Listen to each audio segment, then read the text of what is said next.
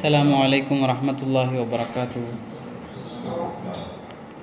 إن الحمد لله نحمده ونستعينه ونستغفره ونعوذ بالله من شرور أنفسنا ومن سيئات أعمالنا.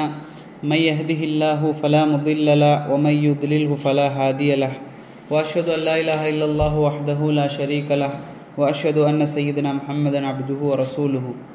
يا أيها الذين آمنوا اتقوا الله وقولوا قولا سديدا يصلح لكم أعمالكم ويغفر لكم ذنوبكم ومن يطع الله ورسوله فقد فاز فوزا عظيما. எல்லாம் வல்ல அல்லாஹ்வின் நல்லடியார்களே, எல்லா புகழும் அகிலங்கள் அனைத்திற்கும் ஏக இறைவனாகிய தூணின்றி வான் படைத்த அல்லாஹ் ஒருவனுக்கு உரித்தானதாகும். அவனது சாந்தியும் சமாதானமும் அவனுடைய இறுதி தூதர் முஹம்மது ரசூலுல்லாஹ் ஸல்லல்லாஹு அலைஹி வஸல்லம் அவர்கள் மீதும், அவர்களை பின்பற்றி வாழ்ந்த சத்திய சஹாபாக்கள், தாபீன்கள், தபா தாபீன்கள், உலமாக்கள், நல்லோர்கள், நாம் நேசிப்பவர்கள், நம்மை நேசிப்பவர்கள் அனைவரின் மீதும் என்றென்றும் நின்று நிலவட்டுமாக. ஈமானினுடைய நம்பிக்கைகளில் ஒன்றுதான் இந்த மறுமை சம்பந்தமான நம்பிக்கை. நமக்கு ஈமானுடைய தூண்கள் எத்தனை, அதனுடைய நம்பிக்கைகள்? இஸ்லாத்தினுடைய தூண்கள் எத்தனை? 5. ஈமானுடைய தூண்கள் 7. ஆமன்து பில்லாஹி, அல்லாஹ்வை நம்புதல், மலாயிகத்திஹி ஒ குதுபிஹி ஒ ரசூலிஹி வல் யௌமில் ஆஹிரி வல் கத்ரி ஹைரிஹி வ ஷர்ரிஹி மினல்லாஹ். 6 தான். அப்போது அல்லாஹ்வை நம்புறது, மலக்குமார்களை நம்புறது, தூதர்களை நம்புறது, அவன் அனுப்பிய வேதங்கள்னால் குரான் மட்டும் இல்லை, எல்லா வேதங்களையும் நம்புறது. அதுக்கு பிறகு வல் யௌமில் ஆஹிர், மறுமை நாளை நம்புறது. அதுக்கு பிறகு கலா கதிர், விதி என்பது அல்லாஹ் நாட்டத்தால் நடக்கிறது. அப்படி இதில் ஒன்று தான் என்ன, மறுமை நாள் சம்மந்தப்பட்ட நம்பிக்கை. இப்போ மறுமை நாளினுடைய சம்பவங்கள் நம்ம ஒரு நாள் பார்த்தோம். மறுமை நாளில் என்னெல்லாம் நடக்கும் அப்படிங்கிற சம்பந்தமாக நம்ம இன்னைக்கு பார்க்க போகிறது மறுமைக்கு முன்பாக நடக்கக்கூடிய சம்பவங்கள், முன்னறிவிப்புகள். அல்லாஹ் சுப்ஹானஹு வ தஆலா மனித சமுதாயத்துக்கு எந்த விஷயத்தையும் ஒரு சர்ப்ரைஸாக கொண்டு கொடுக்கவே மாட்டான். இந்த மனித சமூகத்துக்கு அல்லாஹ் ரப்பல் ஆலமீன் எதை செஞ்சாலுமே அதை அறிவிச்சு தான் செய்வான். அதில் ஒன்று தான் இந்த மறுமை நாள் என்பது ஒரு பிரம்மாண்டமான ஒரு நாள். அந்த நாளுக்கு முன்பாக பல முன்னறிவிப்புகளை, அறிகுறிகளை அல்லாஹ் என்ன செய்கிறான், குர்ஆன்லையும் சுன்னாவிலையும் அல்லாஹ்வுடைய தூதரும் அல்லாஹ் ரப்பல் ஆலமீனும் நமக்கு எடுத்து சொல்கிறாங்க. எதற்காக அப்படின்னு சொன்னால், அந்த நாளுக்கான தயாரிப்புகளை நாங்கள் செஞ்சு கொள்ளணும் அப்படிங்கிறதுக்காக. இதில் 2 விதமாக நாங்கள் பிரிக்கலாம். இந்த அலாமத்துல் குப்ரா, அலாமத்து சுக்ரா அப்படின்னு சொல்லி இதனுடைய மறுமை நாளினுடைய அடையாளங்களை சிறிய அடையாளங்கள், பெரிய அடையாளங்கள் அப்படி பிரிக்கலாம். சிறிய அடையாளங்கள் எடுத்துக்கிட்டால் ரசூல் ஸல்லல்லாஹு அலைஹி வஸல்லம் அவர்கள் நிறைய அடையாளங்களை சொல்லியிருக்கிறாங்க, முன்னறிவிப்புகளை. பெரிய அடையாளங்கள் எடுத்துக்கிட்டால் ஒரு 10 முன்னறிவிப்புகள், பெரிய அடையாளங்கள் அப்படிங்கிறத சொல்லியிருக்கிறாங்க. இப்போது குர்ஆனில் நாம் பார்க்கக்கூடிய நேரத்தில் அல்லாஹ் சுப்ஹானஹு வ தஆலா தன்னோட சேர்த்து மறுமை நாளை சொல்லுவான்.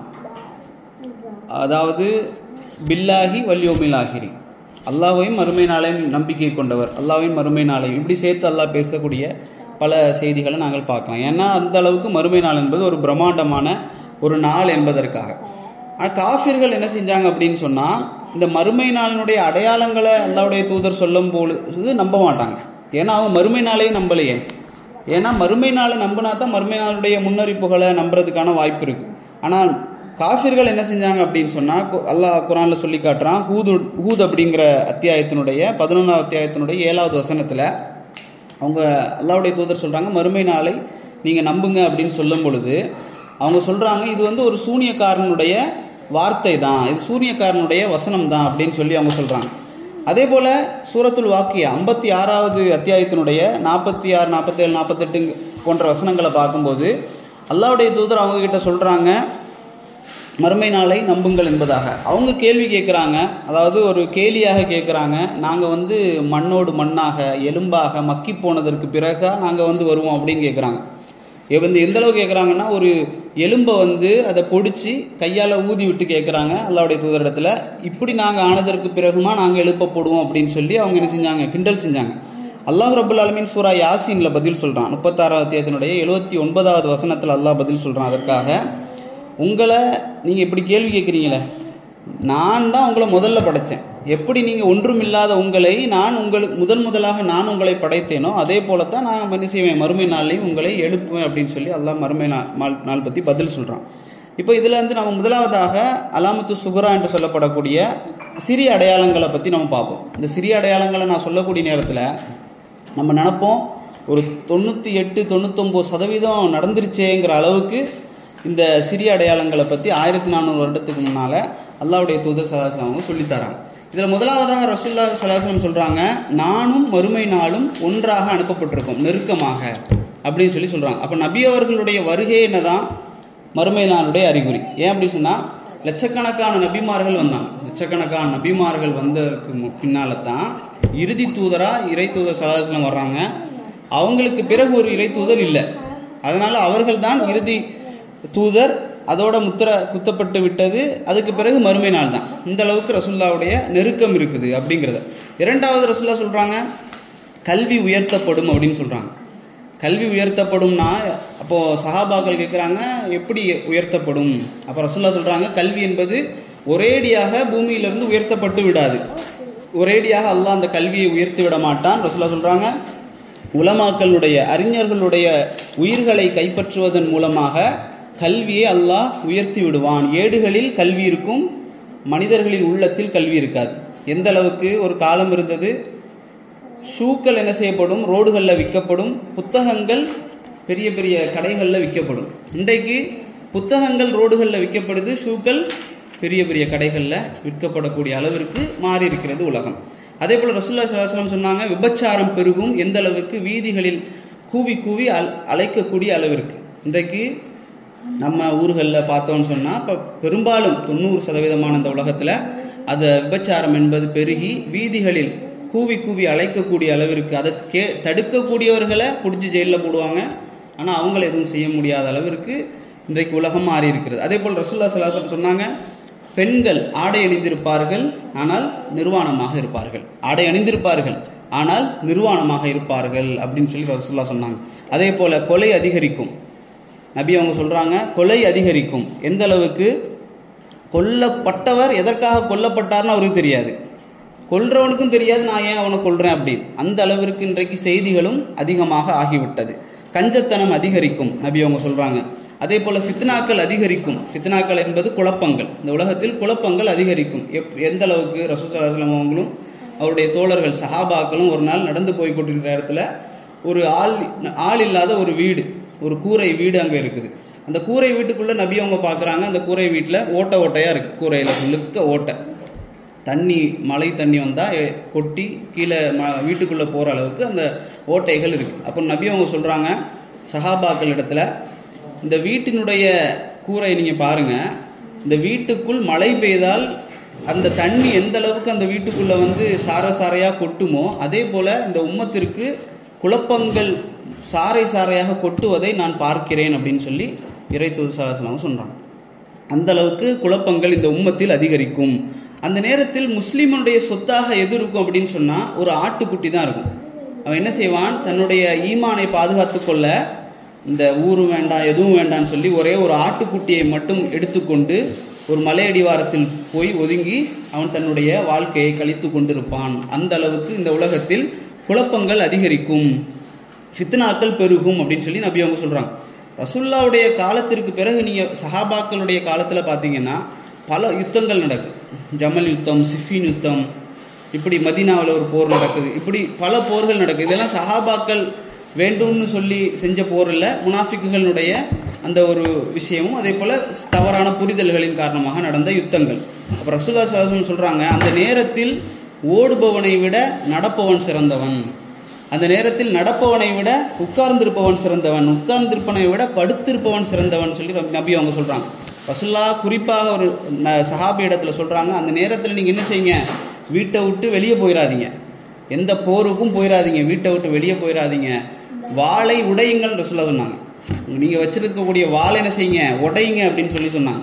ஏன், தெரியாமல் கூட போய் சண்டை போட்டுறக்கூடாது, வீட்டுக்குள்ளே இருங்க அப்படின்னு சொல்லி நபி அவங்க சொன்னாங்க. அந்த அளவுக்கு சஹாபாக்களுடைய காலத்திலே ஃபித்னாக்கள் என்ன செய்ய ஆரம்பித்து விட்டது, தோன்ற ஆரம்பித்து விட்டது. நபி அவங்க சொன்னாங்க, உமர் ரதியல்லாஹு அன்ஹு அவர்களை பார்த்து, நீங்கள் யார் அப்படின்னு சொன்னால் இந்த உம்மத்துடைய ஒரு பாபு, ஃபித்னாவுடைய பாபு தான் யார், கதவு தான் யார், உமர். உமர் கொல்லப்பட்டு விட்டால் ரசூலுல்லாஹி ஸல்லல்லாஹு அலைஹி வஸல்லம் சொல்கிறாங்க, அந்த உமர் கேட்குறாங்க, அந்த கதவு வந்து உடைக்கப்படுமா திறக்கப்படுமா அப்படின்னு கேட்குறாங்க நபி அவங்கக்கிட்ட. அந்த கதவு என்பது உடைக்கப்படுமா திறக்கப்படுமா அப்படின்னு கேட்குறாங்க. உடைக்கப்படுமா அப்படின்னா உமர் கொல்லப்படுவாரா, அல்லது உமர் இருக்கும்போதே ஃபித்னா இந்த உம்மத்துக்குள்ளே வருமா? அப்போ ரசூலுல்லாஹி சொல்கிறாங்க அந்த கதவு உடைக்கப்படும் அப்படின்னு சொல்கிறாங்க. அப்போ உமரோடு ஃபித்னாக்கள் இந்த உம்மத்துக்குள்ளே வர ஆரம்பித்து விட்டது.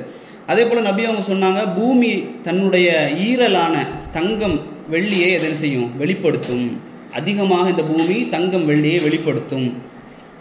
யூப்ரட்டிஸ் அப்படிங்கிற அந்த நதி, அந்த நதி வற்றி அதிலிருந்து என்ன செய்யப்படுது, தங்கமும் அந்த மினரல்ஸ் அது என்ன செய்யப்படுது, வெளிப்படுத்தப்பட்டு செல்வம் என்பது பெருகும்.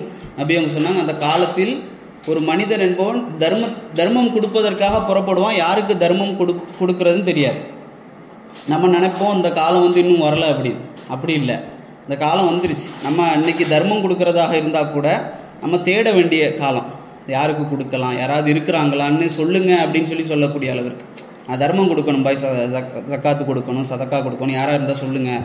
அந்த அளவிற்கு செல்வம் என்பது பெருகிவிட்டது. ரசூல் ஸல்லல்லாஹு அலைஹி வஸல்லம் சொன்னாங்க இன்னொரு செய்தியில், ஹராம் ஹலால் என்ன செய்யப்படாது, வியாபாரத்தில் பேணப்படாது. அப்படி ஒரு காலத்தை நீங்கள் எதிர்பாருங்கள். அந்த காலம் வந்தால் மறுமை நாள் நெருங்கி விட்டது என்பதை உறுதி செய்யுங்கள். அதே போல பள்ளிவாசல்கள் அலங்கரிக்கப்படும். பள்ளிவாசல்கள் அலங்கரிக்கப்பட்டு பெருமைக்காக பள்ளிவாசல்கள் என்ன செய்யப்படும், கெட்டப்படும். அங்கு உள்ளங்களில் அலங்காரம் இருக்காது, பள்ளிகளில் அலங்காரம் இருக்கும். அதே போல் அதிகமான பூகம்பங்கள் வரும். இப்படி நபி அவங்க நிறைய செய்திகளை சொன்னாங்க. எதை மட்டும்தான் சொல்லலை அப்படின்னா, இந்த வருஷத்தையும் நாளையும் மட்டும்தான் நபி அவங்க சொல்லாமல் இருந்தாங்களே தவிர வேறு எல்லாத்தையும் சொல்லிட்டாங்க. என்னெல்லாம் வரும், ஈவன் எந்த கிழமையில் வரும் அப்படிங்கிறத ரசூல் ஸல்லல்லாஹு அலைஹி வஸல்லம் சொன்னாங்க. எந்த நாளில் வரும் அப்படின்னு நபி அவங்க சிறிய அடையாளம். அப்போது நபி அவங்க சொன்னாங்க, ஜும்மாவுடைய நாள், எந்த வெள்ளிக்கிழமை நாளில் தான் என்ன செய்யும், அந்த மறுமை நாள் என்பது ஏற்படும். நபி அவங்க அதை சொல்லும் பொழுது அந்த ஹதீஸில் ஆதம் அலைஹிஸ்ஸலாம் அவர்கள் அந்த பிறந்த அந்த உருவாக்கப்பட்ட உயிர் கொடுக்கப்பட்ட அந்த நாள் என்பது வெள்ளிக்கிழமை. அதே போல் அவர்கள் சொர்க்கத்திற்குள் நுழைவிக்கப்பட்டதும் வெள்ளிக்கிழமை, சொர்க்கத்திலிருந்து வெளியேற்றப்பட்டது வெள்ளிக்கிழமை. பாருங்க, ஒரு மனிதனுடைய பிறப்பு தோற்றம் வெள்ளிக்கிழமை தான், முடிகிறதும் வெள்ளிக்கிழமை தான். இப்படி அல்லாஹ் ரப்பல் ஆலமீன் அந்த சிஸ்டத்தை ஆக்கி வச்சிருக்காங்க. அந்த அளவுக்கு நபி அவங்க எல்லாத்தையும் எக்ஸாக்டாக சொல்லிட்டாங்க. எந்த அளவுக்கு சொன்னாங்கன்னா, அந்த மறுமை நாள் என்பது நீங்கள் நினைக்கிற மாதிரி ரொம்ப நாளாக ஆகும், இந்த மாதிரி இல்லை. நபி அவங்க சொன்னாங்க, அல்லாஹ் குர்ஆனில் சொல்கிறான், அந்த இல்முஸா அந்த நாள் என்பது ரொம்ப தூரத்தில் இருக்குது அப்படின்னு சொல்லி மனிதர்கள் நினைத்து கொண்டிருக்கிறார்களா, அது கண்ணிமைக்கக்கூடிய நேரத்தில் வந்துவிடும். எந்த அளவிற்கு 2 பேர் வியாபாரம் பேசி கொண்டிருப்பார்கள், அவர்கள் விலை பேசி முடிப்பதற்குள் மறுமை நாள் வந்துவிடும் அப்படின்னு சொல்கிறாங்க. இன்னொரு செய்தி அல்லாஹ்வுடைய தூதர் சொல்கிறாங்க, ஒரு மனிதன் தண்ணீர் எடுத்துக்கொண்டு அதை ஊற்றுவதற்காக சென்று கொண்டிருப்பான், அவன் ஊற்றுவதற்கு முன் மறுமை நாள் வந்துவிடும். உணவு தட்டில் கை வைத்து கொண்டிருப்பான், வாயிற்குள் அதை செலுத்துவதற்கு முன் வந்துவிடும். இப்படி பல செய்திகள் வருது. அதே போல் ஒட்டக பாலை ஒருவர் கறந்திருப்பார், அதை கறந்து விட்டு வீட்டிற்கு எடுத்து செல்வதற்கு முன்பாக மறுமை நாள் வந்துவிடும் இப்படின்னு சொல்லி அல்லாஹ்வுடைய தூதர் சொல்கிறாங்க. அப்போ இதை நம்ம பார்க்கும்போது ஒருத்தனுக்கு ஒரு மணி நேரத்துக்கு அப்புறம் மறுமை நாள் வருது அப்படின்னு தெரிஞ்சிருந்தா அவன் என்ன செய்வான், ஒட்டகத்துக்குடைய பாலை கறந்துட்டு இருக்க மாட்டான், விலை பேசிகிட்டு இருக்க மாட்டான். அப்போ கண்ணிமைக்கக்கூடிய நேரத்தில் வந்துடும் அப்படின்னு சொன்னால் அது அல்லாஹ்வுடைய ஒரு ஏற்பாடு. அவன் எப்போ கொண்டு வருவான் அப்படிங்கிறது அவனுக்குத்தான் தெரியும். அப்போது இன்னொரு செய்தியில் ரசூல் ஸல்லல்லாஹு அலைஹி வஸல்லம் அவங்க சொன்னாங்க, 30 பொய் நபி தோன்றுவார்கள். 30 பொய் நபி, தன்னை நபி என்று வாதிடக்கூடிய 30 பேர் இந்த உலகத்தில் தோன்றுவார்கள் அப்படின்னு சொல்லி அல்லாஹ்வுடைய தூதர் சொன்னாங்க. அந்த 30மே வந்துருச்சு, அதற்கும் ஜாஸ்தியாக. அதில் நபி ஸல்லல்லாஹு அலைஹி வஸல்லம் அவருடைய காலத்திலேயே முசைலமத்து ஹத்தாப் சொல்லக்கூடிய அந்த முசைலமா, பொய்யன் முசைலமான்னு சொல்லுவாங்க. அவன் என்ன செஞ்சுட்டான், நபி அவங்களுடைய காலத்திலேயே அவன் என்ன செஞ்சுட்டான், தோன்றிட்டான், நான் தான் நபி என்று சொல்லக்கூடிய அளவிற்கு. அப்போ அவன் அபூபக்கர் ரலியல்லாஹு அவருடைய காலம் வரைக்கும் உயிர் வாழ்ந்தான். உங்களுக்கு தெரியும், வஹ்ஷி ஹம்சா ரலியல்லாஹு அவர்களை கொன்ற அந்த வஹ்ஷி என்ன செய்கிறார் அப்படின்னு சொன்னால், இறுதி காலத்தில் அவர் தான் இந்த முசைலமாவை கொல்றார். அவர் காஃபிராக இருக்கும்போது ஹம்சா ரலியல்லாஹு அவர்களை உஹது களத்தில் வச்சு கொலை செய்தார். அம்பு திறமை உள்ளவர். அப்போ அவர் என்ன செய்கிறாரு, அவர் தான் முஸ்லீமானதற்கு பிறகு முசைலமாவை கொல்றார். அது அப்போ எப்படி சொல்கிறாருன்னா, நான் என்னை எல்லாரும் பாராட்டுறாங்க, நான் முசைலமாவை கொன்னுட்டேன் அப்படின்னு பாராட்டுறாங்க. ஆனால் நான் இந்த உலகத்தில் மிக மோசமான ஒருவரை இப்போது கொண்டிருக்கிறேன் என்றால் உலகத்தில் மிக சிறந்த ஒருவரை நான் இதுக்கு முன்னால் கொண்டிருக்கிறேன், அதுக்கு ஒரு பரிகாரமாக இது இருந்துட்டு போகட்டும் அப்படின்னு சொல்லி அவங்க சொல்கிறாங்க. அப்போது அதுக்கு பிறகு பார்க்கக்கூடிய நேரத்தில் யமனில் அஸ்வத் அப்படின்னு சொல்லி ஒரு மனிதன், அவனும் நபியோருடைய காலத்திலேயே பொய் நபியாக அவன் என்ன செய்கிறான், வாதிடுறான். அதற்கு பிறகு ஹிஜ்ரி 60 அபு உபைத் அப்படின்னு சொல்லக்கூடியவன், அவன் என்ன செய்கிறான், அவனும் பொய் நபியாக அவன் என்ன செய்கிறான், அறிவிக்கிறான். அப்துல் மலிக் இப்னு மர்வானுடைய காலத்தில் அவன் கொல்லப்படுகிறான். இப்படி நிறைய பேர் இருக்கிறாங்க. இதில் இந்தியாவில் ஒருத்தர் இருந்தார். இந்தியாவில் நானும் நபிதான் என்று சொல்லக்கூடிய ஒருத்தன் இருந்தான். தெரியுமா இருக்காது? யார்? இந்தியாவில் காதியான் அப்படிங்கிற ஏரியாவில் மிர்சா குலாம் அஹ்மத் அப்படிங்கிற ஒருத்தன் இருந்தான். 1839 1908 வரைக்கும் அவன் என்ன செஞ்சான், காதியானி அஹ்மதியா அப்படிங்கிற குரூப்பு. இப்போ இவனை என்ன செஞ்சான், தன்னை நபி என்று வாதிட்டான். அப்போ இந்த மாதிரி 30க்கும் மேற்பட்டவர்கள் என்ன செஞ்சாங்க அப்படின்னு சொன்னால் தன்னை நபி என்று வாதிடுவார்கள் சொல்லி அல்லாஹ்வுடைய தூதர் ஸல்லல்லாஹு அலைஹி வஸல்லம் அவர்கள் 1400 வருடத்துக்கு முன்பாக என்ன செஞ்சாங்க, நமக்கு அறிவித்து தந்தாங்க. அதே போல் இறுதியாக காலம் சுருக்கப்படும். அல்லாஹ்வுடைய தூதர் சொல்கிறாங்க, ஒரு வருடம் என்பது ஒரு மாதத்தை போல, ஒரு மாதம் என்பது ஒரு வாரத்தை போல, ஒரு வாரம் என்பது ஒரு நாளை போல, ஒரு நாள் என்பது ஒரு பேரித்த மட்டையை நீங்கள் எரித்து சாம்பலாக்கினால் எந்த அளவுக்கு ஆகுமோ அதே போல் ஒரு நாள் ஆகிவிடும். அந்த அளவுக்கு நாட்கள் சுருக்கப்படும், காலம் சுருக்கப்படும். இன்றைக்கி நமக்கு அப்படித்தானே, நாள் எப்படி போச்சுனே தெரியல, ஒரு மாதம் எப்படி போச்சுனே தெரியல, அப்படிங்கிற அளவிற்கு காலம் சுருக்கப்படும் அப்படின்னு சொல்லி அல்லாஹ்வுடைய தூதர் சொன்னாங்க. அப்போ இந்த சிறிய அடையாளங்களில் இந்த அலாமத்து சுகரால மிக முக்கியமான அடையாளங்கள் என்ன அப்படின்னு சொன்னால் நபியுடைய வருகை, அதுக்கு பிறகு நபியுடைய மரணம். ரசூல் ஸல்லல்லாஹு அலைஹி வஸல்லம் மரணத்தோடு சஹாபாக்கள் ரொம்ப பயந்தாங்க, மறுமை நாள் வந்துருமோ அப்படிங்கிறாங்க. அதே போல் ஜெருசலம் உடைய வெற்றி, டமஸ்கஸுடைய அந்த வெற்றி என்பது அல்லாஹ்வுடைய தூதர் ஸல்லல்லாஹு அலைஹி வஸல்லம் சொன்னாங்க, ஜெருசலம் வெற்றி கொள்ளப்படும், இது திரும்ப திரும்ப நடக்கும் அப்படின்னு சொல்லி உலமாக்கள் சொல்கிறான். இது முன்னால் நடந்திருக்கு, ஜெருசலம் வெற்றி கொள்ளப்பட்டிருக்கு, மறுபடியும் அது நடக்கும். கான்ஸ்டான்டினோப்பிள் அப்படின்னு சொல்லப்படக்கூடிய அந்த இடம் என்ன செய்யப்படும், இஸ்தான்புல்ல இருக்கக்கூடிய கான்ஸ்டான்டினோப்பிள் வெற்றி கொள்ளப்படும். இதெல்லாம் நபி அவங்க சொன்னது. அப்போ ரசூலுல்லாஹ்வுடைய பீரியட்லேருந்து பார்த்தா அந்த அளவுக்கு இஸ்லாம் போகுமான்னு நினச்சி கற்பனை கூட பண்ண முடியாது. அதை நபி அவங்க சொன்னாங்க. இந்த கான்ஸ்டான்டினோப்பிள் வெற்றியும் இந்த ஜெருசலத்தினுடைய வெற்றியும் தான் என்ன செய்யும், தஜ்ஜாலை கொண்டு வரும். அதை நம்ம அந்த பெரிய அடையாளத்தில் இன்ஷால்லாஹ் பார்ப்போம். அதே போல் ரசூலுல்லாஹ் ஸல்லல்லாஹு அலைஹி வஸல்லம் சொன்னாங்க, அம்வாஸ் அப்படின்னு சொல்லக்கூடிய தொற்று நோய் பரவும். அது பரவி விட்டது.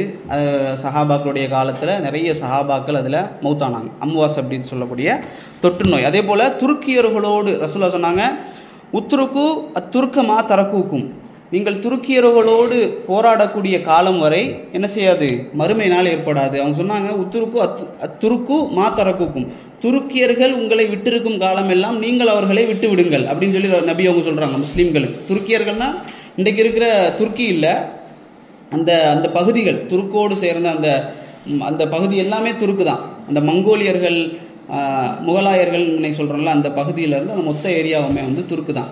அந்த துருக்கியர்களோடு போராடக்கூடிய காலம் வரை மறுமை நாள் ஏற்படாது அப்படின்னு சொன்னாங்க. அதுவும் நடந்து விட்டது. அவர்கள் எப்படி இருப்பார்கள் அப்படின்னு கூட ரசூலுல்லாஹ் ஸல்லல்லாஹு அலைஹி வஸல்லம் சொன்னாங்க. தட்டையான முகத்தோடு, கேடயத்தை போன்ற தட்டையான முகத்தோடு, சிறிய கண்களோடு, அந்த முடியாலான செருப்புகளை அணிந்தவர்களோடு நீங்கள் சண்டையிடும் காலம் வரை மறுமை நாள் ஏற்படாது அப்படின்னு சொல்லி அல்லாஹ்வுடைய தூதர் சொன்னாங்க. அப்போ இது எல்லாம் நாம் பார்க்கக்கூடிய நேரத்தில் எல்லாமே முடிஞ்சிருச்சு. 99% 100ன்னு கூட சொல்கிற அளவுக்கு சிறிய அடையாளங்கள் எல்லாம் முடிந்து விட்டது. நபி அவங்க சொன்னாங்க, ஒரு 10 அடையாளங்கள், பெரிய 10 அடையாளங்கள் இருக்கிறது. இந்த 10 அடையாளத்தில் ஒன்று நடந்து விட்டால் கூட ஒரு நெக்லஸ், என்ன சொல்கிறது, ஒரு செயினில் முத்துக்கள் இருக்குமே, இந்த முத்துக்களை நீங்கள் இப்படி தொங்க விட்டு அதை கட் பண்ணிங்கன்னா எப்படி சாறை சாறையாக உடனே எல்லா அடையாளங்களும் முடிந்து விடுமோ அதே போல் மறுமை அந்த 10 பெரிய அடையாளங்களும் அதே போல தான். நீங்கள் வெட்டி விட்டீங்கன்னா அது அப்படியே கம்ப்ளீட்டாக முடிஞ்சு மறுமை நாள் வந்துடும்.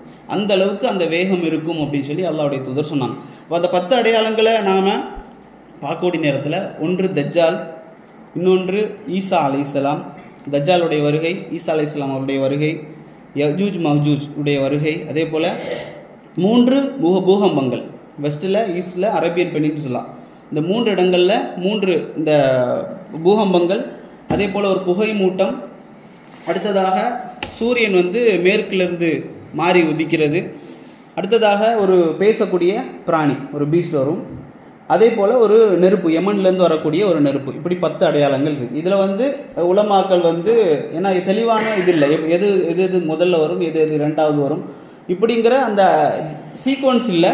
ஆனால் அல்லாஹ்வுடைய தூதர் இந்த 10ஐயும் சொன்னாங்க. ஆனால் இந்த 10க்கு முன்பாக ஒரு அடையாளம் இருக்குது. அதையும் சில பேர் என்ன செய்வாங்கன்னா பெரிய அடையாளங்களில் சேர்ப்பாங்க. அது யார் அப்படின்னு சொன்னால் மஹதி அலைஹிஸ்ஸலாம். மஹதி யார் அப்படின்னு சொன்னால் ஒரு ஹலீஃபா, இந்த உம்மத்தினுடைய ஒரு ஹலீஃபாவாக அவர் வருவார். அவர் இன்னும் பிறக்கலை, இனிதான் பிறப்பார். அவருடைய பெயர் எப்படி இருக்கும் அப்படின்னு சொல்லி அல்லாஹ்வுடைய தூதர் சொல்கிறாங்க. அவருடைய பெயர் முஹம்மதாக அல்லது அஹ்மதாக இருக்கும். அவருடைய தந்தை பெயர் எனது தந்தை பெயர் போல அப்துல்லாவாக, அவருடைய தாயினுடைய பெயர் எனது தாயினுடைய பெயர் போல ஆமினாவாக இருக்கும் அப்படி அல்லாஹ்வுடைய தூதர் சொன்னாங்க. அவர் யாராக இருப்பார்? அஹ்லுல் பைத் என்று சொல்லக்கூடிய அல்லாஹ்வுடைய தூதருடைய குடும்பத்தில் வந்த வாரிசாக இருப்பார்.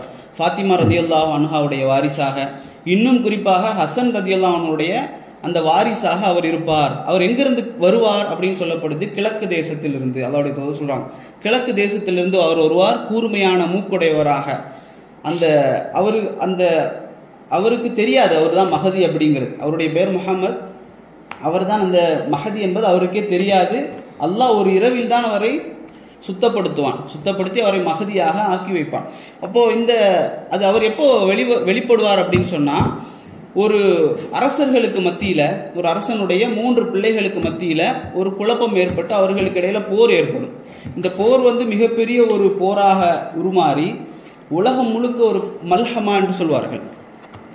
சில பேர் அந்த மல்ஹமாவை 3rd வேர்ல்டு வார்னு சொல்லுவாங்க, 3வது உலக போர் அப்படின்னு சொல்லுவாங்க. இது பெரிய போர்.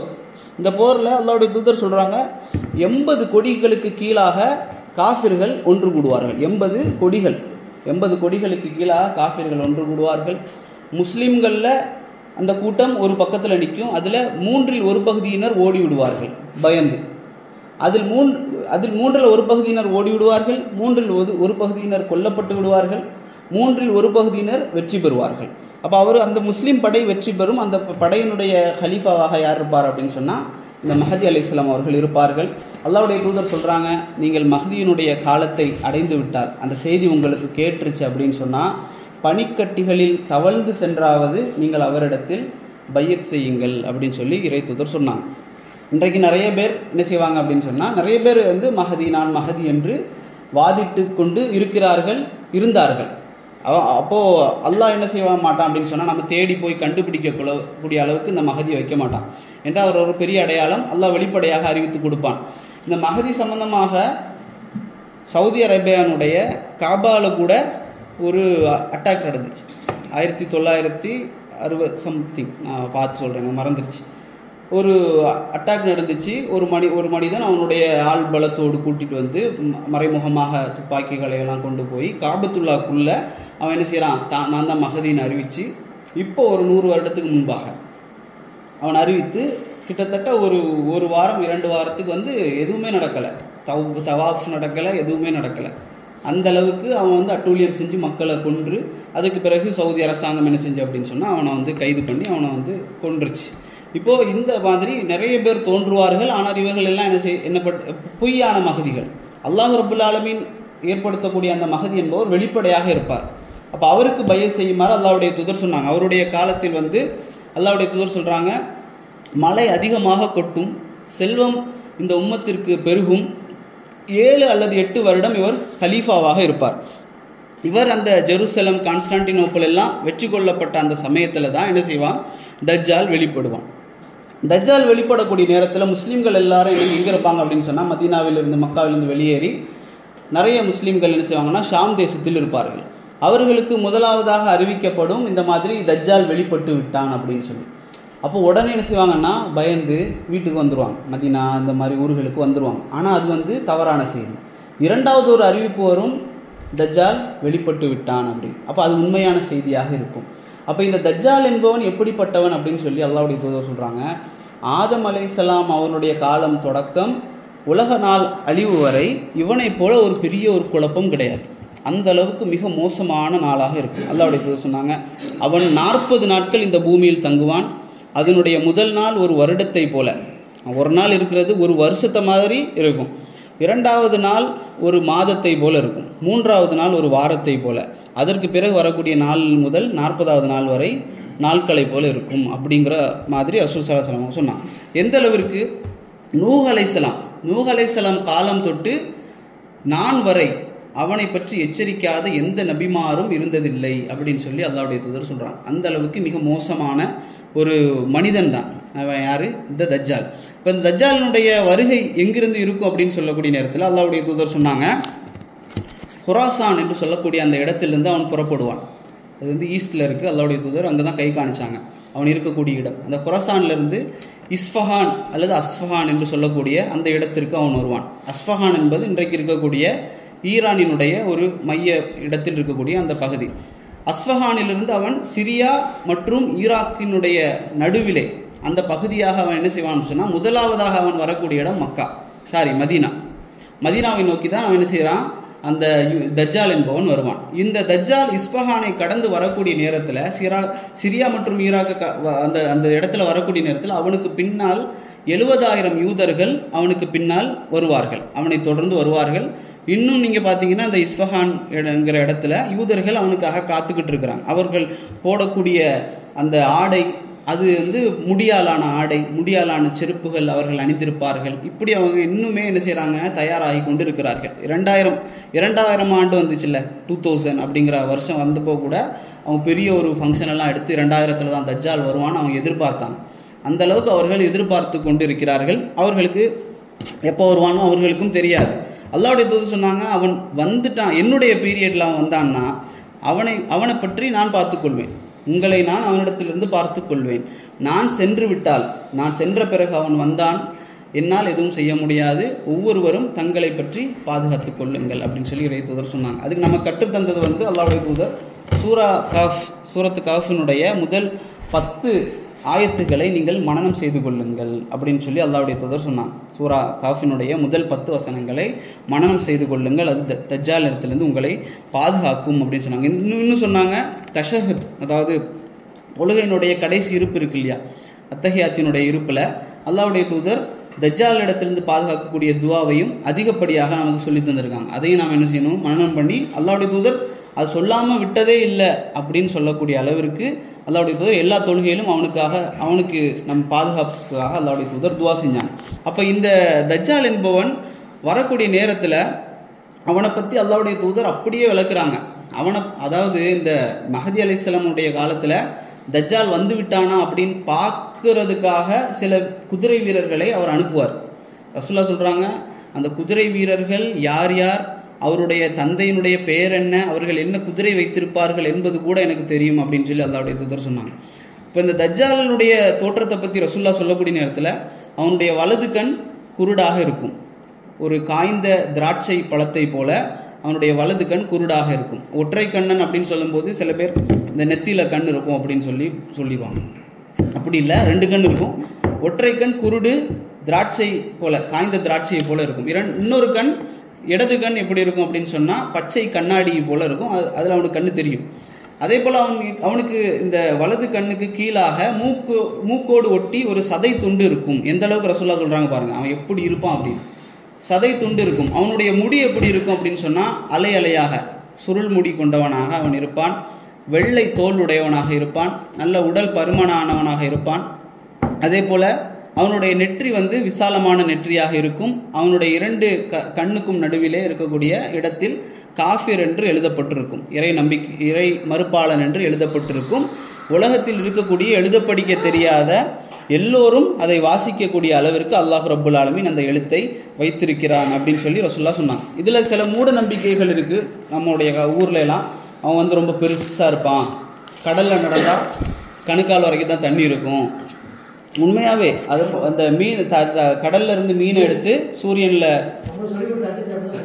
சூரியனில் சுட்டு சாப்பிடுவான், இப்படியெல்லாம் சொல்லுவாங்க. அப்படி இல்லை, ஒரு மனிதன் எந்த அளவுக்கு இருப்பானோ அந்த அளவுக்கு தான் இருப்பான். அப்போ இந்த தஜ்ஜால் என்பவன் இனிதான் வானத்திலிருந்து இறங்குவானா அல்லது தோன்றுவானா அப்படின்னா இல்லை, அவன் ஆல்ரெடி தோன்றிவிட்டான். தமீமுத்தாரி என்று சொல்லக்கூடிய அந்த சஹாபி மட்டும்தான் என்ன செய்யிருக்காரு, அவரும் அவருடைய தோழர்களும் அவனை பார்த்துருக்கிறாங்க. தஜ்ஜாலை பார்த்த ஒரு கூட்டம் என்பது அவர்கள் தான். அப்போ எப்படி அது சம்பவம் நடக்குது அப்படின்னு சொன்னால், அவர் வந்து ஒரு 30 பேரோடு அவர் ஒரு கப்பல் பயணம் செய்யக்கூடிய நேரத்தில் அந்த கப்பல் வந்து நல்ல புயல் அடித்து கரை ஒதுங்குது. எங்கே கரை ஒதுங்குதுன்னு அவங்களுக்கே தெரியாது. அப்படி கரை ஒதுங்கின உடனே அவங்க ஒரு தீவுக்கு போய் சேர்றாங்க. அந்த தீவுக்கு போய் இறங்கினவுடன் அங்கே வந்து ஒரு பிராணி வருது. அந்த பிராணியை பற்றி அவங்க சொல்கிறாங்க, அதனுடைய முகம் எது, அதனுடைய மலைப்பகுதி எது என்று தெரியாத அளவுக்கு முடியினால் அது சூழப்பட்டிருந்தது. அப்போ அவங்க சொல்கிறாங்க, நாசமாக போ அப்படின்னு சொல்லுவாங்க. அப்போ அந்த வார்த்தையை அதிகமாக அந்த அரபிகள் பயன்படுத்துவாங்க. நாசமாக போக நீ வந்து என்னன்னு சொல்லு அப்படின்னு சொன்னாங்க. உடனே அது சொல்லிச்சு, நான் ஜஸ்ஸாசா. அது பேசுது, அந்த பேசக்கூடிய பிராணி அது என்ன செய்யுது, நான் ஜஸ்ஸாசா அப்படின்னு சொல்லுது. அப்போது அது சொல்லுது, நீங்கள் என்னோட வாங்க, இங்கே ஒரு மனிதர் இருக்கார், அவரை நீங்கள் சந்திங்க அப்படின்னு சொல்லுது. அப்போ அந்த மனிதர் 30 பேரையும் அந்த தமீமுத்தார், இவங்கெல்லாம் யார் அப்படின்னு சொன்னால் கிறிஸ்தவர்கள், முஸ்லீம்கள் இல்லை, இவர்கள் கிறிஸ்தவர்கள். அதுக்கு பின்னாடியே போகிறாங்க. போன உடனே அங்கே போய் பார்க்குறாங்க, அவன் வலது கை இடது கை கட்டப்பட்டு, கால்கள் கட்டப்பட்டு, கழுத்து நெஞ்சோடு சேர்த்து சங்கிலியால் அவன் கட்டப்பட்டு இருக்கிறான்.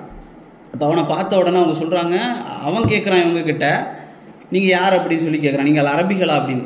அவங்க சொல்கிறாங்க, நாங்கள் அரபுகள் அப்படின்னு சொல்கிறான். உடனே அவன் கேட்குறான், பைசான் அப்படிங்கிற தோட்டம் அங்கே இருக்குது இல்லை? ஆமாம் இருக்குது. அங்கே வந்து விளைச்சல் கொடுக்குதா, அந்த தோட்டம் விளைச்சல் கொடுக்குதா அப்படின்னு கேட்குறான் அவன். இவங்க சொல்கிறாங்க, ஆமாம் அல்ஹம்துலில்லாஹ் விளைச்சல் கொடுக்குது அப்படின்னு.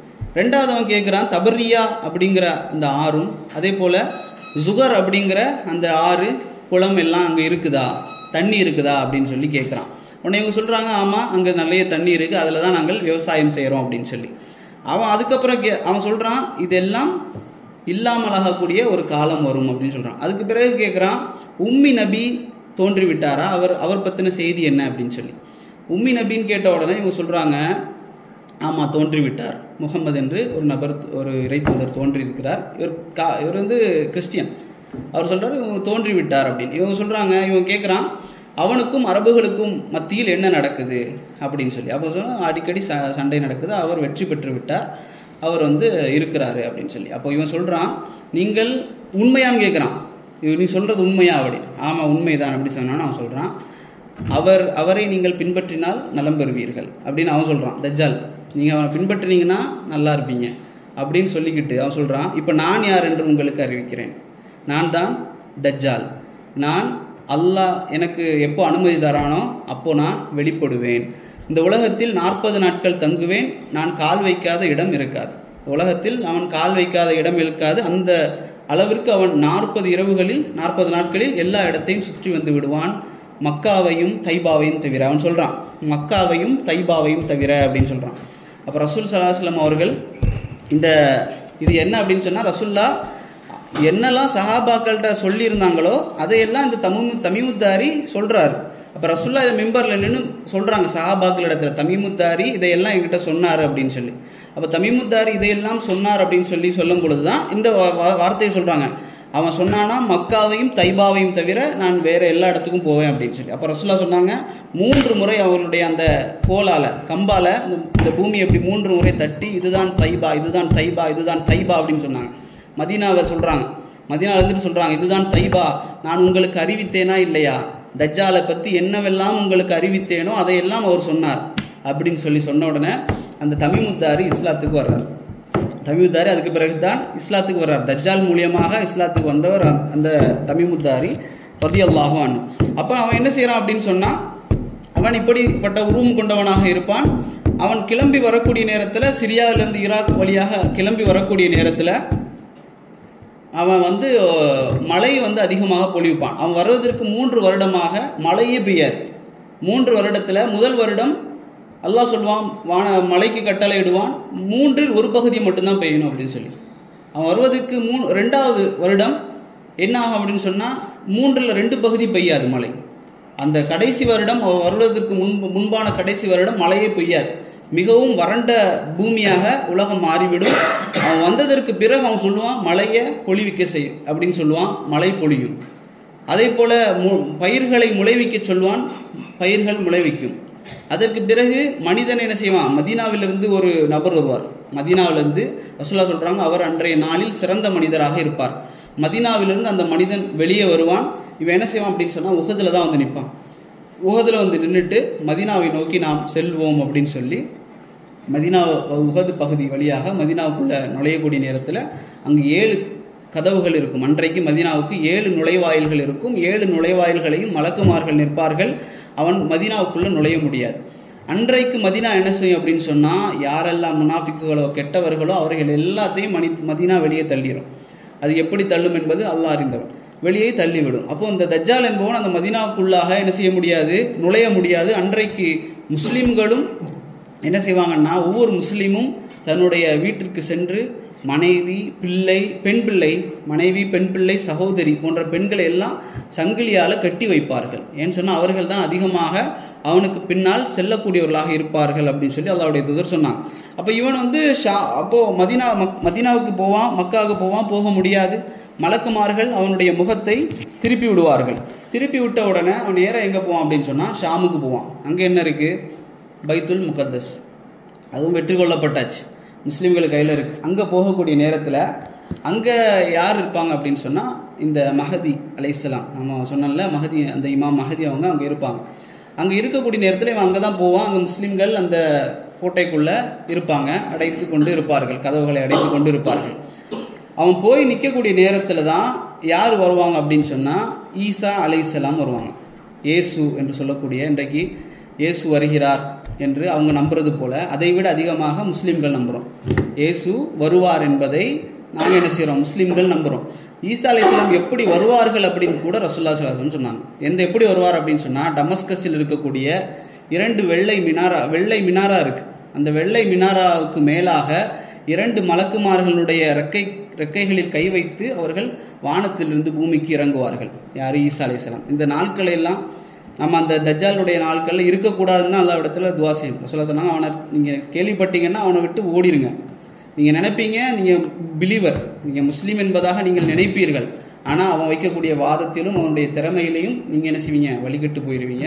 அவனை கண்டாலே ஓடுங்க அப்படின்னு சொன்னாங்க. ஆனால் அந்த காலத்தில் இருக்கக்கூடியவர்கள் எப்படி இருப்பாங்கன்னு நினச்சி பாருங்கள். ஈசா அலைஹிஸ்ஸலாமுடைய வருகை, வானத்திலிருந்து வரக்கூடிய வருகை, தஜ்ஜாலுடைய வருகை. இப்போ ஈசா அலைஹிஸ்ஸலாம் வந்த உடனே அவங்க போவாங்க. ஃபஜ்ருடைய நேரம், மஹதி அலைஹிஸ்ஸலாம் அவர்கள் தொழு வைப்பதற்காக பள்ளிவாசலில் வந்து முன்னுக்கு நிற்பாங்க. இமாமாக இக்காமத் சொல்லப்படும். ஈசா அலைஹிஸ்ஸலாம் வந்து முதல் வரிசையில் வந்து நிற்பாங்க. சுப்ஹானல்லாஹ். அப்போ ஈசா அலைஹிஸ்ஸலாம் முதல் வரிசையில் வந்து நின்ன உடனே இமாம் மஹதி சொல்லுவார், வந்து தொழுக வைங்க. யார் அவர், நபி, இறை தூதர், நீங்கள் வந்து தொழுக வைங்க அப்படின்னு சொல்லுவார். ஆனால் ஈசா அலைஹிஸ்ஸலாம் சொல்லுவாங்க, இந்த உம்மத்துக்காக நியமிக்கப்பட்ட இமாம் யார், நீங்கள் தான். இக்காமத் உங்களுக்காக சொல்லப்பட்டிருக்கு, அதனால் நீங்கள் தான் தொழுக வைக்கணும் அப்படின்னு சொல்லி ஈசா அலைஹிஸ்ஸலாம் எப்படி முஸ்லீம்கள் இன்றைக்கி தொழுறாங்களோ அதே போல் தொழுவாங்க. ஈசா அலைஹிஸ்ஸலாம் முஸ்லீம்கள் எப்படி தொழுவாங்களோ, அன்றைக்கு இந்த தொழுகை இல்லையே. ஈசா அலைஹிஸ்ஸலாமுடைய காலத்தில் ரசூலுல்லாவுடைய தொழுகை எப்படி இருக்கோ அதே போல் தொழுகை இல்லை. ஆனால் ஈசா அலைஹிஸ்ஸலாம் வந்ததற்கு பிறகு முஸ்லீம்களுடைய சட்டத்தை அவர் பின்பற்றணும், இந்த உம்மத்தினுடைய சட்டத்தை பின்பற்றணும். அவர் என்ன செய்வார், தொழுகுவார். தொழுது முடித்ததற்கு பிறகு கதவை திறக்க சொல்வார். கதவை திறக்கிறதுக்கு பயம் முஸ்லீம்களுக்கு, ஏண்டா தஜ்ஜாலை கொள்வதற்கு யாராலையும் முடியாது. இன்னொரு செய்தி உங்களுக்கு தெரியும்னு நினைக்கிறேன். அப்துல்லா இப்னு சையாத் அப்படின்னு ஒருத்தன் இருந்தான். ரசூலுல்லாவுடைய காலத்தில் ஒரு சிறுவன் இருந்தான், அப்துல்லா இப்னு சையாத். அவன் பெரிய ஒரு சூனியக்காரனாக இருந்தான், குறி சொல்கிறவன், வருங்காலத்தில் நடக்கக்கூடியதெல்லாம் சொல்லக்கூடியவனாக இருந்தான். இந்த அப்துல்லா இப்னு சையாது ஒரு நாள் என்ன செய்யறான் அப்படின்னா, அவன் வந்து ஒரு தெருவில் விளையாடி கொண்டிருக்கூடிய இடத்துல ரசூலுல்லாஹ் போய் பெடரியில் அடிச்சுட்டு சொன்னாங்க, நீ வந்து என்ன நபின்னு சொல்லி ஈமான் கொள்றியா அப்படின்னு கேட்குறாங்க. அப்போ அவன் சொல்கிறான், நீங்கள் உம்மிகளுக்காக அனுப்பப்பட்ட நபி அப்படிங்கிறதுல நான் ஈமான் கொள்கிறேன் அப்படின்னு சொல்லிட்டு அவன் சொல்கிறான், நான் நபி என்பதை நீங்கள் ஈமான் கொள்கிறீர்களா அப்படின்னு கேட்குறான். யார்கிட்ட, ரசூலுல்லாஹ்ட்ட. அப்போ ரசூலுல்லாஹ் சொல்கிறாங்க, ஆமன்து பில்லாஹி வ ரசூலிஹி, அல்லாஹ்வையும் அல்லாஹ்வுடைய தூதரையும் நான் ஈமான் கொண்டிருக்கிறேன் அப்படின்னு சொன்னான். அதற்கு பிறகு அவர் ரசூலுல்லாஹ் கேட்டாங்க, நீ எதை பார்க்குற அப்படின்னு. அவன் சொன்னால், 2 பொய்யர்கள் வருகிறார்கள், 2 உண்மையாளர்கள் வருகிறார்கள். அவனுக்கு அப்படி தோணுது, அல்லது உண்மையாக பார்க்குறான், ஜின்களை அல்லது எதையோ ஒன்று பார்க்குறான், ஷைத்தான்களை பார்க்குறான். அப்போ ரசூலுல்லாஹ் சொன்னாங்க, அப்படியா, நான் மனசில் நினைக்கிறேன் நீ சொல்லுவியாமே அப்படின்னு சொல்லிட்டு, மனசில் நினைக்கிறேன் நீ சொல்லு அப்படின்றான். அப்போ ரசூலுல்லாஹ் வந்து சூரா துஹானுடைய அந்த வசனங்களை மனசில் நினைக்கிறாங்க. துஹான் என்று சொல்வதற்கு பதிலாக அவன் துஹ் அப்படின்னு சொல்கிறான், கிட்டத்தட்ட சொல்லிடுறான். அப்போ ரசூலுல்லாஹ் சொல்கிறாங்க, உமர் ரலியல்லாஹு இருக்கிறாங்க, சொல்கிறாங்க, இவனை நீங்கள் விட்டுருங்க, இவனிடத்தில் ஏதோ ஒன்று இருக்குது, ஏதோ பாதிக்கப்பட்டிருக்கான் அப்படின்னு சொல்லி நபி அவங்க சொல்கிறாங்க. இன்னொரு நேரத்தில் அவன் வந்து தோட்டத்தில் சின்ன பையனாக இருக்கும்போது ஓடி விளையாடிக்கிட்டு இருக்கிறான். அப்போ ரசூலுல்லாஹ் என்ன செய்கிறாங்கன்னா, அவன் ஏதோ முணுமுணுக்கக்கூடிய நேரத்தில் ரசூலுல்லாஹ் அந்த மரத்துக்கு பின்னால் ஒளிந்து அப்படியே கேட்க போகிறாங்க. அப்போது இவனுக்கு பேர் வந்து அப்துல்லா இப்னு சையாதுங்கிறது பேர் தான், ஆனால் உண்மையான பேர் வந்து சஃப் அப்படிங்கிற பேர் தான் அவனுடைய பெயர். அப்போ ரசுல்லா வந்து அந்த மரத்துக்கு பின்னால் போய்கிட்டு இருக்க நேரத்தில் அவன் தாய் என்ன செய்கிறா, பார்த்துடுறா, ரசுல்லாவை பார்த்துட்டு சொல்கிறா, யா சஃப், முகம்மது இருக்கிறார் அப்படின்னு சொன்ன உடனே அவன் என்ன செய்கிறான், சைலண்ட் ஆகிட்டான். இப்போ ரசுல்லா சொல்கிறாங்க, அவர் வெளிப்படுத்தாமல் இருந்திருந்தால் அவன் என்ன பேசுகிறாங்கிறத நான் வெளிப்படுத்தியிருப்பேன், அவன் தஜ்ஜாலா இல்லையான்னு நான் உங்களுக்கு சொல்லியிருப்பேன் அப்படின்னு சொல்கிறாங்க. அந்த இடத்துல அவன் என்ன செஞ்சுட்டான், தப்பிச்சிட்டான். அவன் ரசுல்லா அவன்கிட்ட கேட்குறாங்க, நீ வந்து என்ன பார்க்குற அப்படின்னு. 2வது முறை அவன் சொல்கிறான், நான் கடலில் ஒரு அர்ஷை பார்க்கிறேன், கடலில் அர்ஷை பார்க்குறேன், என்ன ஷைத்தானுடைய அர்ஷ். அப்போ ரசுல்லா சொன்னாங்க, தாயிடத்தில் போய் கேளுங்க எத்தனை மாதம் அவனை அவர்கள் சுமர்ந்தார்கள் அப்படின்னு சொல்லி. அவங்க சொல்கிறாங்க, நான் 12 மாதம் சுமந்தேன் அப்படின்னு. அவன் வெளியே வந்த உடனே என்ன செஞ்சான், என்ன அந்த குழந்தை என்ன பேசிச்சு அப்படின்னு கேட்டான். அப்போ அவங்க சொன்னாங்க, 1 மாதம் கடந்தால் ஒரு குழந்தை எப்படி சத்தம் போடுமோ அதே சத்தத்தை அந்த நாளே அவன் போட்டான் அப்படின்னு சொல்லி அவங்க சொன்னாங்க. எந்த அளவுக்கு இப்னு உமர் ரலியல்லாஹு அன்ஹு, உமருடைய மகன் என்ன செய்கிறார், ஒரு நாள் வீதியில் சந்திக்கிறார். அவனை வீதியில் சந்திக்கிற நேரத்தில் ஏதோ ஒன்று கேட்டு அவனை கோவப்படுத்தின உடனே அவன் வந்து அந்த சொல்கிறாங்க அந்த ஹதீஸில், வீதியை அடைக்கக்கூடிய அளவுக்கு அவன் என்ன செஞ்சுட்டான், பெருசானவொடனே இப்னு உமர் ரலியல்லாஹு அன்ஹு பயந்து ஓடி ஹஃப்ஸா ரலியல்லாஹு அன்ஹா வீட்டில் போய் ஒதுங்கிடுறாங்க. அப்போ ஹஃப்ஸா ரலியல்லாஹு அன்ஹா சொல்கிறாங்க, இந்த மாதிரி ஆச்சுது, அவன் வந்து இந்த மாதிரி ஆயிட்டான் அப்படின்னு சொன்னோன்னா ஹஃப்ஸா சொன்னாங்க, ரசுல்லா சொன்னது உனக்கு ஞாபகம் இல்லையா, தஜ்ஜால் என்பவன் மிக கோபத்தான நிலையில் தான் வெளிப்படுவான் என்று உனக்கு ஞாபகம் இல்லையா அப்படின்னு கேட்குறாங்க. அவன் கோபப்படுத்தாத அப்படின்னு சொல்லி. ஏன்னா தஜ்ஜால் நினச்சாங்க சஹாபாக்கள். அதற்கு பிறகு ஒரு நாள் இந்த மாதிரி அதாவது அபு சயீதுல் குத்ரி ரலியல்லாஹு அன்ஹு அவர்கள், இவன் என்ன செய்கிறான், அவங்களோட உம்ராக்கு போகிறான், சஹாபாக்களோட சேர்ந்து இந்த இப்னு சையாதும் என்ன செய்கிறான், உம்ராக்கோ ஹஜ்ஜுக்கோ போகிறான். போகக்கூடிய நேரத்தில் ஒரு டென்ட்டு போட்டு எல்லாரும் தங்குறாங்க. அப்போ இந்த சையாத் என்பவன் அதாவது அபு சயீதுல் குத்ரி ரலியல்லாஹு அன்ஹுடைய டென்ட்லேயே தங்குறான். ஒரே டென்ட்டில் தங்குனோன்னா இவருக்கு பயம் வந்துருச்சு, எல்லாரும் தஜ்ஜால் சொல்கிறாங்களே அப்படின்னு சொல்லி. அப்போது அவன் என்ன செய்கிறான் அப்படின்னு சொன்னால், பேக் எல்லாம் கொண்டு வந்து இவரோட பேக்கோடு வச்சாச்சு.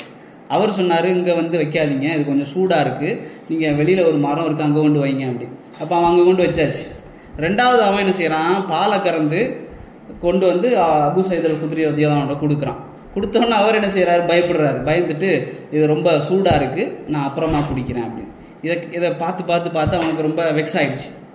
அவன் சொன்னான், இந்த கயிறை எடுத்து தூக்கு போட்டு செத்துடலாம் போல இருக்கு, நீங்கள் யார், சஹாபா, நீங்கள் வந்து அல்லாஹ்வுடைய தூதருடைய நபித்தோழர் தானே, ரசூல்லா தஜ்ஜாலை பற்றி என்னெல்லாம் சொல்லியிருக்காங்கன்னு உங்களுக்கு தெரியும் தானே, தஜ்ஜால் என்பவன் காஃபிர், நான் காஃபிரா, நான் முஸ்லீமாக தானே இருக்கிறேன். ரசூல்லா சொன்னாங்க, தஜ்ஜால் மதீனாவுக்கும் மக்காவுக்கும் நுழைய மாட்டான்னு சொன்னாங்க. நான் மதீனாலேருந்து இப்போ மக்காவுக்கு போயிட்டுருக்கிறேன், என்ன எப்படி சொல்லுவீங்க? ரசூல்லா சொன்னாங்க, தஜ்ஜாலுக்கு குழந்தை பிறக்காது அப்படின்னு. எனக்கு குழந்தைகளை எல்லாம் மதீனாவில் விட்டுட்டு வந்திருக்கிறேன், இதெல்லாம் உங்களுக்கு தெரியாதா அப்படின்னு. அப்போ இவருக்கு வந்து ஒரு மனசில் கொஞ்சம் அல்ஹம்துலில்லாஹ் சரிதான் அப்படின்னு சொல்லி அவன் சொன்னான், ஆனால் எனக்கு தஜ்ஜால் என்பவன் யார், அவனுடைய வாப்பா யார், அவன் உம்மா யார், அவன் எங்கே இருக்கிறான்னு எனக்கு தெரியும் அப்படின்னு சொல்லிட்டான். இவங்க சொன்னாங்க, நாசமாக போக, நீ முன்னாடி எப்படி இருந்தோ அப்படியே தான் இப்பவும் பேசுகிற அப்படின்னு சொல்லி அவங்க என்ன செஞ்சிட்டாங்க, அந்த இடத்த விட்டு போயிட்டாங்க. அப்போது எந்த அளவுக்கு இந்த அப்துல்லா இப்னு சையாத் இருந்தான்னா, அதுக்கு பிறகு மதீனாவிலையும் மக்காலையும் இருக்கலை, அதுக்கு பிறகு ஷாமுக்கு ஓடி போயிட்டு அதுக்கு பிறகு எங்கே போனான்னே தெரியாது. ஒரு போரோடு அவன் ஓடி போனான், அதுக்கு பிறகு எங்கே போனானே தெரியாது. ஒரு சஹாபி சொல்வார், நான் ஒரு முறை ஷாமுக்கு போயிருந்தேன், அங்கே மக்கள் எல்லோரும் இந்த தஜ்ஜால் வந்து விட்டான் அப்படின்னு சொல்லி இவனை பற்றி சொல்லிட்டு இருந்தாங்க, இவன் அங்கே உட்கார்ந்துருந்ததை நான் பார்த்தேன், மதீனாவில் பார்த்ததை போல் அங்கேயும் நான் பார்த்தேன் அப்படின்னு சொன்னாங்க. அப்போ இவனையும் என்ன செஞ்சாங்க, தஜ்ஜால்னு சொல்லி நிறைய பேர் சொன்னாங்க. இன்னும் இமாம் நவவி ரஹிமஹுல்லா நிறைய இமாம்கள் வந்து இவனை வந்து தஜ்ஜால்னு சொல்லி சொன்னாங்க. ஏன் அப்படி சொன்னாங்கன்னா அதுக்கு ஒரு காரணம் இருக்குது. ரசூலுல்லாஹ்வுடைய சபையில் உமர் ரலியல்லாஹு அன்ஹு அவர்கள் பலமுறை சத்தியமிட்டு சொல்லியிருக்கிறாங்க, யார் ரசூலுல்லாஹ் இவன் தஜ்ஜால் அப்படின்னு சொல்லியிருக்காங்க. ரசூலுல்லாஹ் வந்து மௌனம் காத்தார்கள். ரசூலுல்லாஹ் வந்து இல்லைன்னு சொல்லலை, ஆமான்னு சொல்லலை. ஆனால் ஒரு முறை ரசூலுல்லாஹ் உமர் ரலியல்லாஹு கேட்டாங்க, யார் ரசூலுல்லாஹ் அனுமதி கொடுங்கள், இவன் கழுத்தை வெட்டுறேன் அப்படின்னு சொல்லி. அப்போ ரசூலுல்லாஹ் சொன்னாங்க, இவன் தஜ்ஜாலாக இருந்தால் இவனை உங்களால் கொல்ல முடியாது. யார் கொல்லுவா?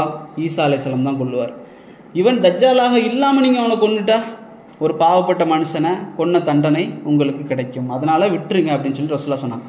அப்போ இந்த ஈசா அலைஹிஸ்ஸலாம் வந்த உடனே, கதவு திறக்கப்பட்டவுடன் மக்கள் எல்லாரும் பயத்தில் இருப்பாங்க முஸ்லீம்கள். ஆனால் தஜ்ஜால் ஈசா அலைஹிஸ்ஸலாம் அவர்களை பார்த்த உடனே ஓட ஆரம்பிப்பான். அந்த அளவுக்கு ஓடுவான் பயந்து. ரசூலுல்லாஹ் சொன்னாங்க, எப்படி தண்ணீரில் நீங்கள் உப்பை போட்டால் கரைஞ்சு போயிருமோ அதே போல் அவன் ஓடக்கூடிய நேரத்திலே கரைஞ்சிக்கிட்டே இருப்பான். ஈசா அலைஹிஸ்ஸலாம் அவர்கள் அவனை பாபி லூத் என்று சொல்லக்கூடிய ஒரு இடம், நீங்கள் மேப்பில் ஒன்று அடித்து பாருங்கள், இருக்குது. இஸ்ரேலுக்கு ஒரு ஊர், அந்த ஊரினுடைய கதவு தான். இப்போ நமக்கு பாபு மக்கா, பாபு மதீனாலாம் இருக்குல்ல, இதே மாதிரி என்ட்ரன்ஸ் பாபி லூத்னு அடித்து பாருங்கள். அந்த இடத்தில் வைத்து ஈசா அலைஹிஸ்ஸலாம் அவர்கள் அந்த தஜ்ஜாலை கொல்வார்கள். அவனுடைய இரத்தத்தை தூக்கி காட்டுவார்கள். இவன் உங்கள் கடவுளா என்று கேட்பார்கள். அப்போ ஈசா அலைஹிஸ்ஸலாம் அவர்களை கொன்றவுடன் அவனுடைய சகாக்கள் எல்லாம் செத்து போயிடுவாங்க. அப்போ இந்த சம்பவம் நடந்ததோடு என்ன செய்யப்படும் அப்படின்னு சொன்னால், ஈசா அலைஹிஸ்ஸலாம் அவர்கள் இந்த உலகத்தில் 40 ஆண்டுகள், ஈசா அலைஹிஸ்ஸலாம் 40 ஆண்டுகள் உயிர் வாழ்வார்கள், திருமணம் முடிப்பார்கள், ஆட்சி செய்வார்கள், எல்லாரையும் முஸ்லீம் ஆக்குவார்கள். யாரெல்லாம் அந்த நம்பிக்கையில் இருக்கிறாங்களோ, கிறிஸ்தவ நம்பிக்கையில் இருக்கிறாங்களோ அவர்களுக்கு அவர்கள் தாவா செய்வார்கள். அவர்கள் எல்லோரும் இஸ்லாத்திற்கு வருவார்கள். அப்போ இந்த சம்பவங்கள் எல்லாம் நடந்து முடிந்தவுடன் அப்போ ஒரு வெற்றி. இதற்கு பிறகு என்ன அப்படின்னு ஈசா அலைஹிஸ்ஸலாம் இருக்கக்கூடிய நேரத்தில் தான் யார் வருவா அப்படின்னு சொன்னால் யஜூஜ் மவ்ஜூஜ் என்ற அந்த கூட்டம் வரும். அப்போ அல்லாஹ் வந்து சாறை சாறையாக இறக்குவான். எந்த அளவுக்கு ரசூலுல்லாஹ் சொல்கிறாங்க, அவர்களை தடுப்பது யாராலையும் முடியாது. ஈசா அலைஹிஸ்ஸலாம் அவர்களால் முடியாது, வேறு யாராலும் முடியாது.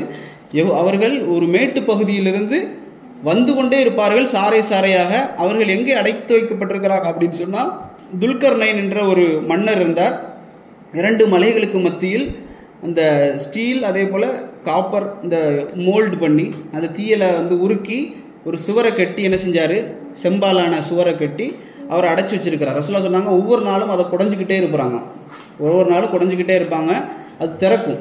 திறந்த உடனே அடுத்த நாள் வந்து ஓகே திறந்துருச்சு, நாளைக்கு வந்து பார்ப்போம்னு சொல்லி அடுத்த நாள் வந்து பார்ப்பாங்க, அது மூடி இருக்கும். ரசூலுல்லாஹ் ஒரு நாள் தூங்கிட்டு இருக்கிறாங்க ராத்திரியில். அவங்க திடீர்னு சொல்கிறாங்க எந்திரிச்சு, அரபுகளுக்கு நாசம், அரபுகளுக்கு நாசம், அரபுகளுக்கு நாசம், இந்த அளவுக்கு திறக்கப்பட்டு விட்டது அப்படின்னு சொல்கிறாங்க ரசூலுல்லாஹ்வுடைய காலத்தில். அப்போது இந்த இவர்கள் வந்து ஒரு ஒரு கப்பல், ஒரு ஜோடி வந்து 1000 குழந்தைகளை பெறுவார்கள்.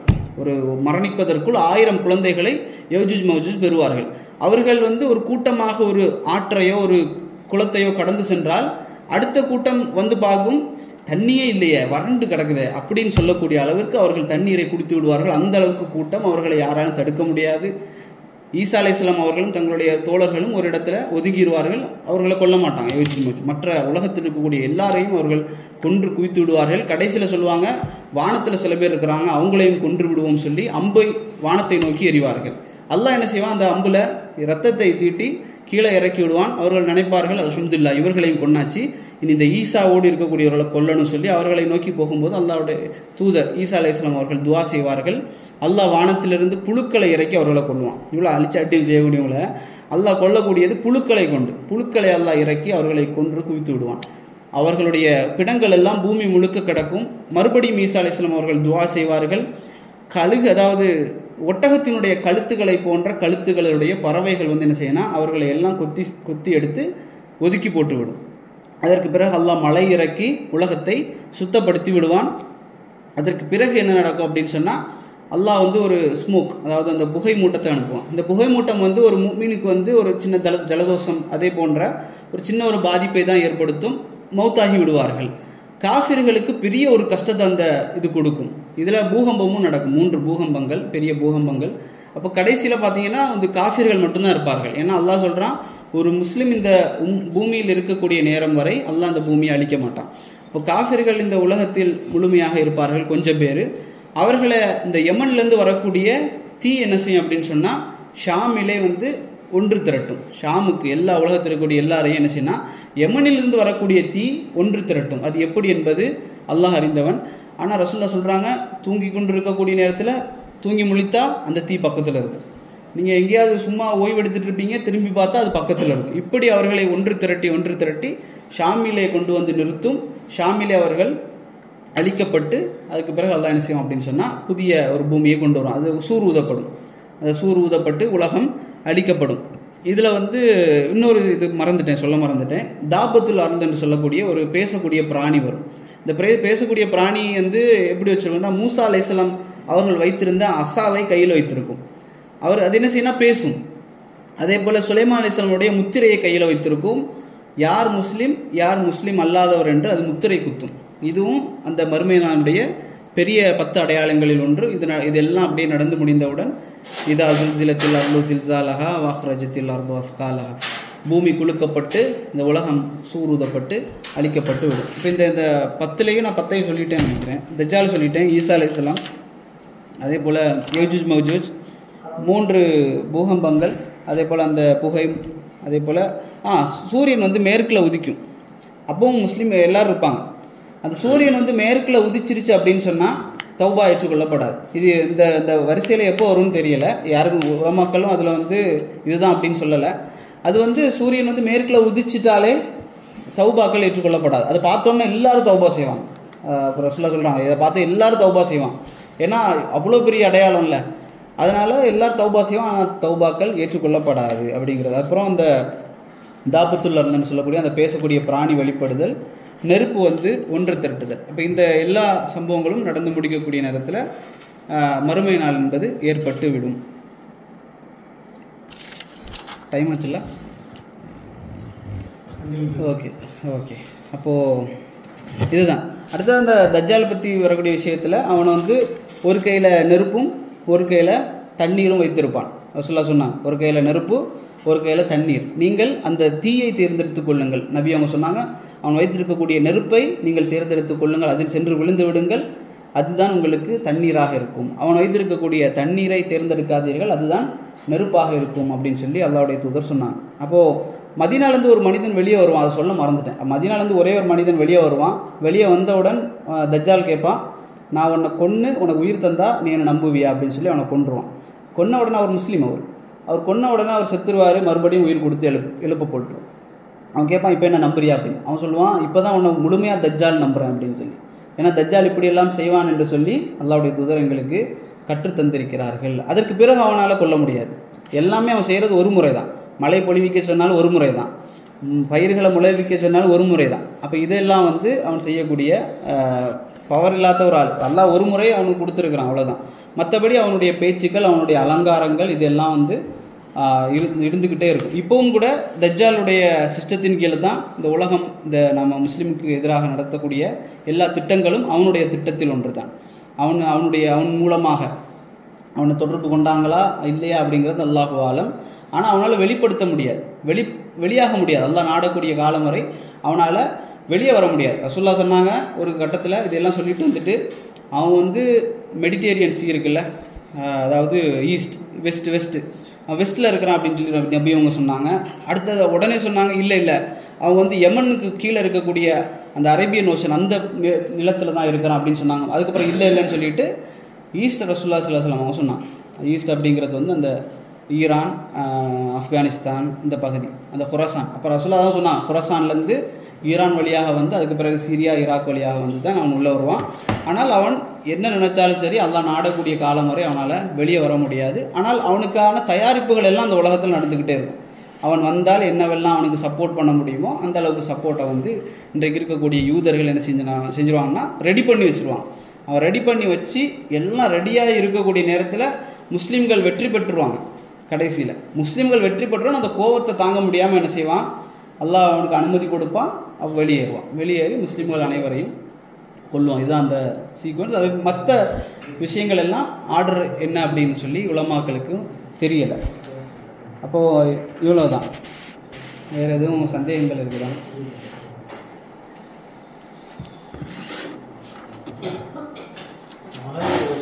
கிழக்கு சைட்லேருந்து வருவாங்க, அது எந்த ஊர்?